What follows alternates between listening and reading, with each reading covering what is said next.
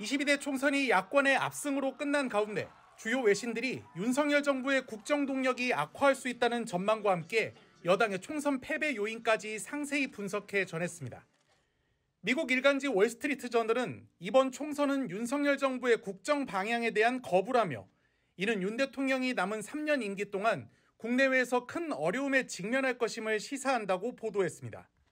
월스트리트 저널은 외국에서는 한국 보수 세력이 차기 대선에서 정권을 유지할 수 있을지 의문을 갖고 있다며 이 같은 의구심이 계속된다면 현 정부 우방은 물론 반대 진영까지도 윤 대통령의 외교 정책이 끝날 수 있다는 가정하에 움직일 수 있다고 썼습니다. 뉴욕타임스는 이번 총선은 2022년 대선에서 윤석열 당시 국민의힘 후보가 민주당 이재명 후보를 누르고 당선된 뒤 치러진 첫 선거라며 이번 결과는 앞으로 4년간의 의회를 구성하는 동시에 두 정치 지도자에 대한 평가의 역할도 했다고 짚었습니다. 그러면서 야당의 정권 심판론 전략이 먹혀든 것으로 보인다며 여당의 극적인 패배로 윤 대통령이 남은 임기 동안 레임덕을 맞을 수 있다고 내다봤습니다.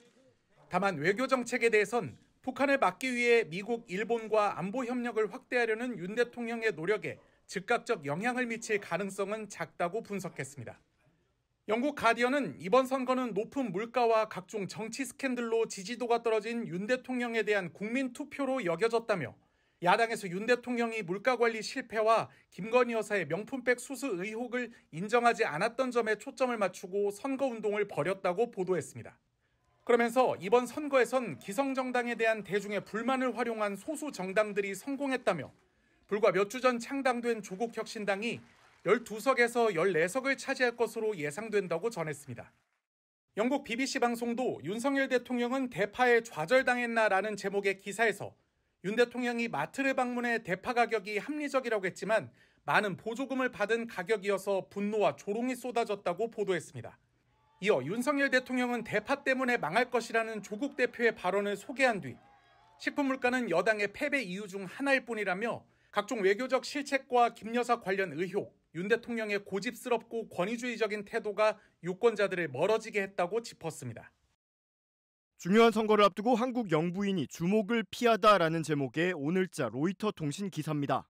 로이터는 주가 조작과 고가의 핸드백 선물 논란에 휩싸인 한국의 영부인이 지난해 12월 15일 이후 공개석상의 모습을 드러내지 않고 있다며 총선이 다가오는 만큼 그런 은신에 놀라는 시민은 극히 드물다고 보도했습니다. 로이터는 그러면서 전문가들은 윤석열 대통령 배우자 김건희 여사가 전례 없이 공개석상의 모습을 드러내지 않는 건 여당의 부정적인 여론을 차단하기 위한 정치적 결정으로 보고 있다고 해석했습니다. 이어 김 여사가 주가 조작에 연루됐다는 의혹과 관련해 민주당이 특검법을 통과시켰지만 윤 대통령이 거부권을 행사했다며 김 여사가 디올백을 선물로 받는 모습이 지난 1월 공개되면서 다시 논란에 휩싸였고 이는 여당의 혼란을 일으킬 수 있는 행동이었다며 지난 의혹들을 언급했습니다. 이 매체는 동물권 옹호 활동을 해온 김 여사는 개고기 식용을 막기 위한 활동으로 인지도를 높였고 개고기 식용 금지 움직임에 힘을 보탰다며 그럼에도 김 여사는 윤 대통령 지지도 하락에 영향을 주고 있다고 분석했습니다. 로이터 통신은 지난 1월에도 김 여사의 명품백 수수 논란을 보도하면서 4월 총선에서 국회 과반 의석을 되찾으려는 여당의 타격이 될 수 있다고 전망한 바 있습니다. 앞서 김 여사가 공개석상에 석 달 넘게 모습을 드러내지 않는 것과 관련해 다른 외신들도 의문을 제기한 바 있습니다.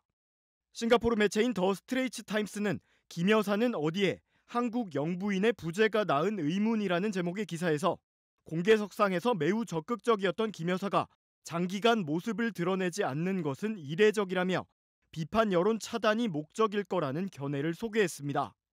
영국의 인디펜던트 지도 영국 케이트 미들턴 왕세자빈이 최근 공개석상에서 사라져 화제가 됐던 걸 거론하며 김 여사를 한국판 케이트 게이트라고 비유하기도 했습니다. 독일 일간지인 베를리너 모르겐포스트가 윤석열 대통령이 도널드 트럼프 전 미국 대통령처럼 민주주의를 훼손하고 있다고 비판하는 내용의 보도를 게재했습니다. 베를린에서 발간되는 이 일간지는 현지 시간 지난 9일 한국의 도널드 트럼프가 민주주의에 도끼를 놓고 있다는 제목의 기사를 실었습니다.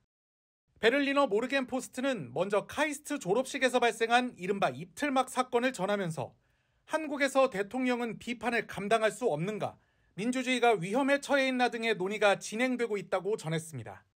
이 매체는 윤석열 대통령은 야당 대표에 대한 수사나 여당 대표 축출 등 자신에 반대되는 사람을 싸워야 할 적으로 간주한다며 그가 한국의 트럼프로 평가받는 이유라고 보도했습니다.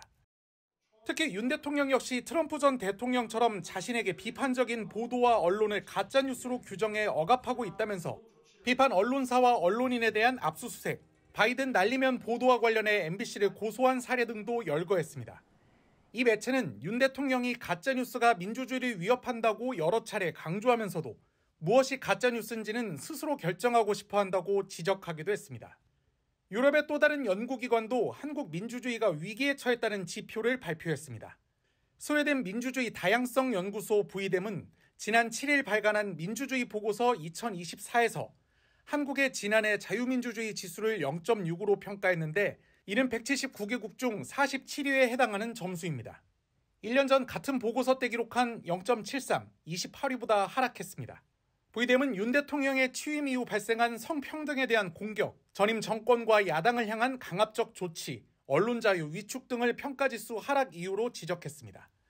이 연구기관의 자유민주주의 지수는 선거민주주의와 삼권 분립, 표현의 자유, 평등 등 관련 지수를 바탕으로 산출되는데 범위는 0에서 1까지 1에 다가갈수록 높은 수준의 민주주의입니다. 특히 이 연구기관은 지표의 하락세가 뚜렷한 나라를 독재화로 분류하는데 이 카테고리에 포함된 42개국 중에는 한국도 들어 있습니다.